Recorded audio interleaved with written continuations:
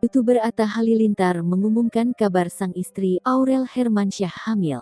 Kabar tersebut diketahui melalui unggahan Atta di akun Instagram pribadinya @atta_halilintar pada Sabtu, tanggal 21 Agustus tahun 2021. Dalam postingannya, Atta Halilintar turut mengunggah video saat Aurel melakukan USG kehamilan. Teriakan Atta Halilintar terdengar jelas saat dokter menunjukkan detak jantung calon buah hatinya. Disampaikan pula, Atta ternyata telah merahasiakan kabar kehamilan Aurel selama 3 bulan. Kini ia bersyukur sekaligus berharap agar janin yang dikandung Aurel sehat dan kuat. Atta kini meminta doa terbaik supaya calon buah hatinya nanti lahir dengan selamat.